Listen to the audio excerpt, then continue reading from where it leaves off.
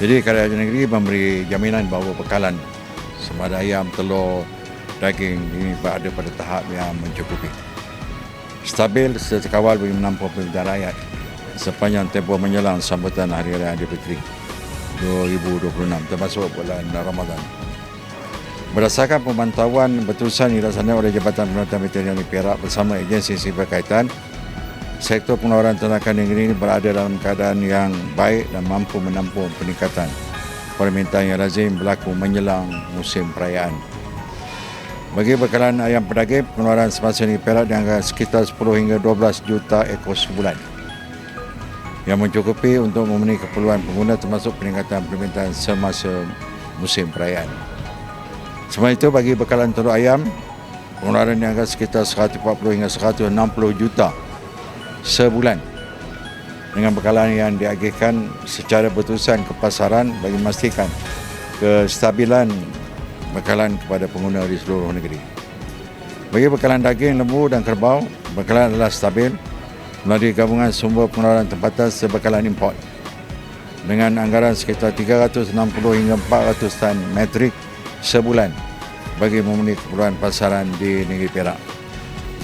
Jadi kerajaan negeri melalui Jabatan Pengurusan Veterinari serta agensi-agensi yang berkaitan juga sentiasa melaksanakan pemantauan rapi dengan rantaian bekalan ternakan, merangkumi peringkat ladang, operasi rumah sembelih serta proses pengadaan produk ternakan ke pasaran.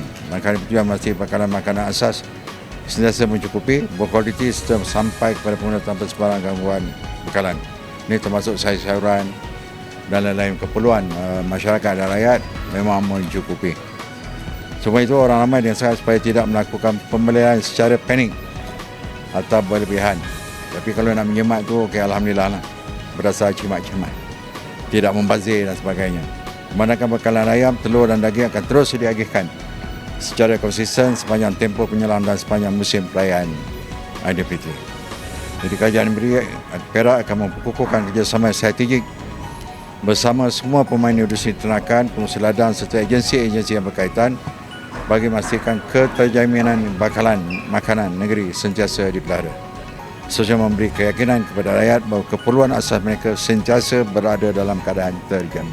Ya, berdasar pada lawatan tadi, berdasar temu ramah dan sebagainya, apa kita lihat, harga masih di bawah harga kawalan. Dan harga lebih murah pun ada lagi.